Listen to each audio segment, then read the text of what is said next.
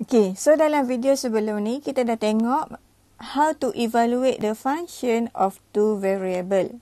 Jadi kalau kita ada dua nilai, kita kena gantikan nilai x dan nilai y ke dalam function. So lebih kurang sama je kan yang kita buat untuk satu variable hari tu.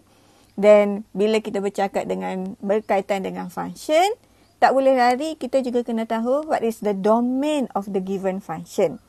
Okey, sekarang bila kita ada x dan y, macam mana kita nak dapatkan domain? Okey, sama juga untuk case first variable. Jadi langkah pertama, kita kena observe untuk setiap variable lah. Jadi perhatikan sekarang untuk variable x. Okey, untuk variable x, bila dia square, it means that we can substitute dengan sebarang nombor, betul tak? Nak masuk nombor negatif boleh, nak masuk nombor positif boleh. So, kita boleh ganti je dengan sebarang nombor bila x kuasa 2. Tapi, bagi case yang square root, okay, apabila square root, perhatikan, this value must, apa? Lebih besar atau sama daripada kosong. Okay, jadi that's why kita ambil nilai y tolak 1 mestilah lebih besar atau sama dengan kosong. Jadi nilai y kita adalah lebih besar atau sama daripada 1.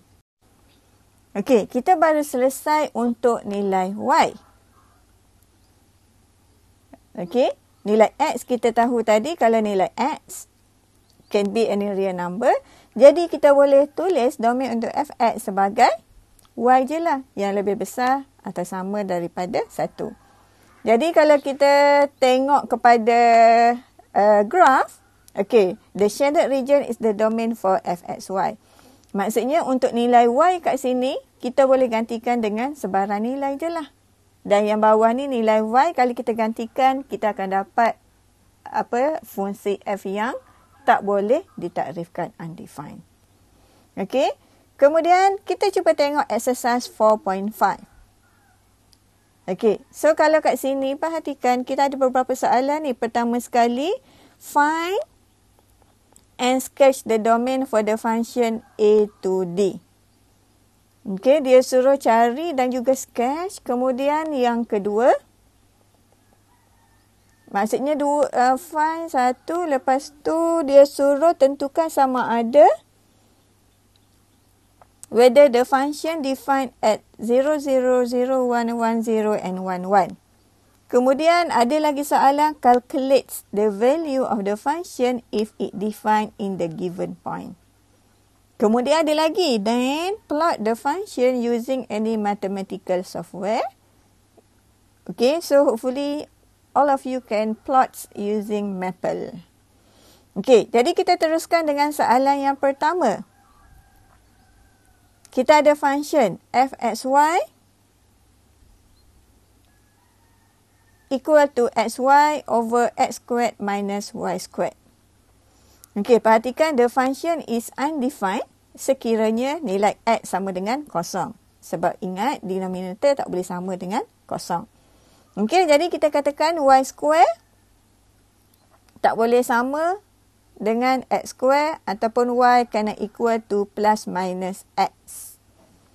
Plus minus x maksudnya y tak boleh sama dengan x ataupun y kena equal to negative x. Okey, so kita boleh tulis domain dia macam ni. Y kena equal to plus minus x.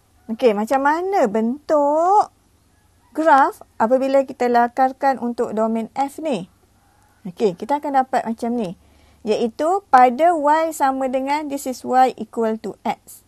Pada garis y sama dengan negatif x yang dia undefined. So that's why dia dalam bentuk garisan ni lah.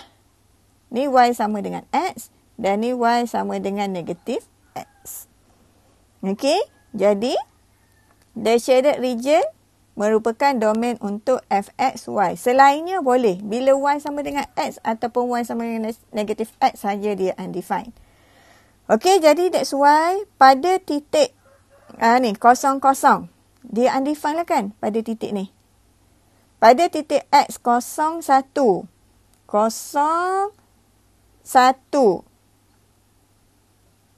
Dia ada tak nilai? Adakah nilainya adalah kosong?